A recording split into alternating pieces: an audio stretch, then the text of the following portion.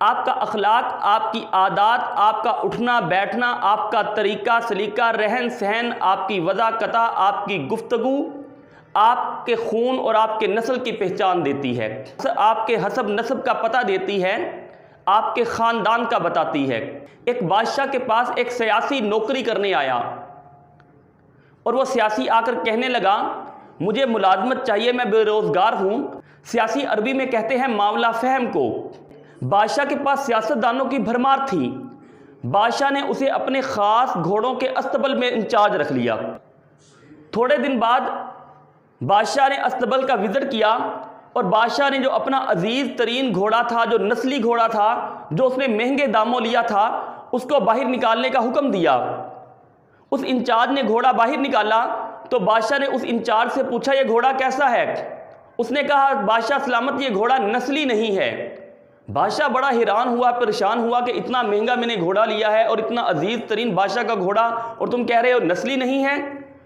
उसने उस साईं को बुला भेजा जिसने वो घोड़ा बादशाह को दिलवाया था। जब वो साईं बादशाह के पास आया, बादशाह ने उससे पूछा, ये घोड़ा नस्ली नहीं है?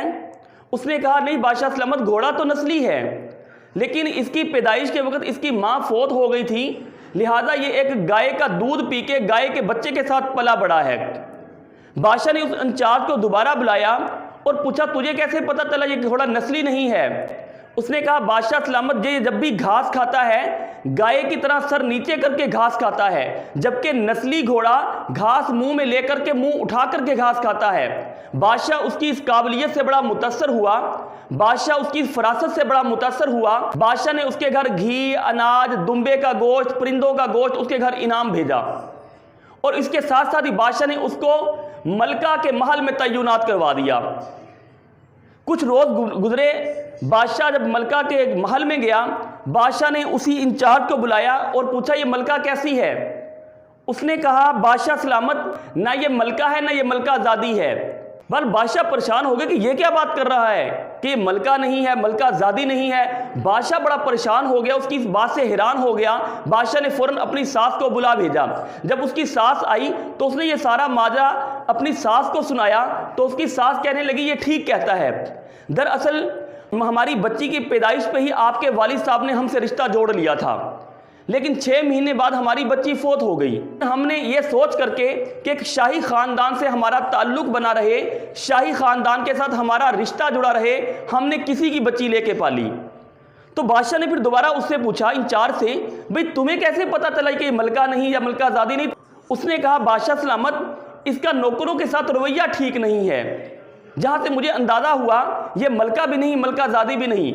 बादशाह उसके इस फरासत से बहुत मुतासर हुआ। फिर बादशाह ने उसके घर बहुत सारा अनाज, गल्ला और इसके अलावा वो भेड़ बकरियां उसको बतौर तोहफा दे दी, उसको इनाम में भेज दी।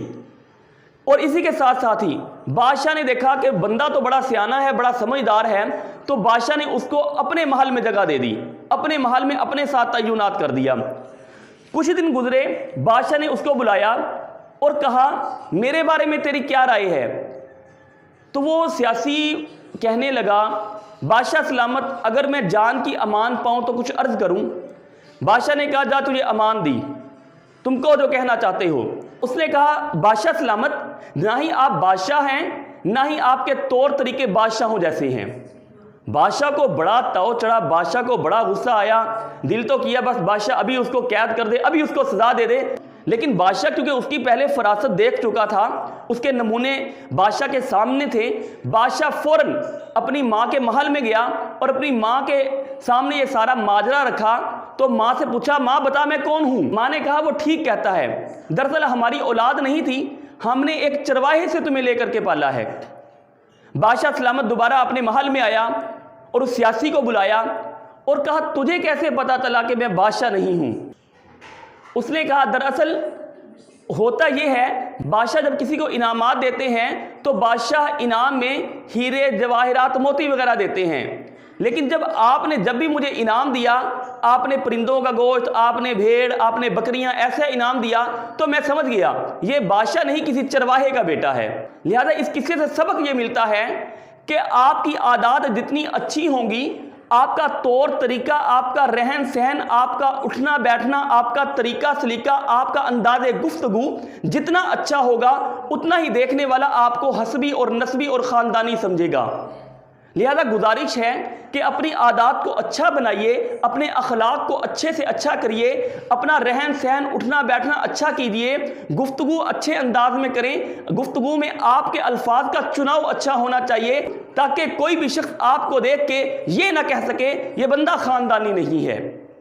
इसी के साथ इजाज़त दीजिए। आपको ये मेरी स्टोरी अच्छी लगी हो, पसंद आई हो और मेरी बात और मेरा पैगाम अच्छा लगा हो तो काइंडली इस चैनल को सब्सक्राइब करें, लाइक करें, शेयर करें और हमारे साथ जुड़े रहें। अगर नहीं भी अच्छा लगा तो भी सब्सक्राइब करें, हो सकता है आने वाली वीडियो आपको अच्छी लग जाए। इसी के साथ इजाज़त दीजिए। नेक्स्ट मिलते हैं एक न्यू स्टोरी के साथ, तब तक के लिए अल्लाह हाफिज़।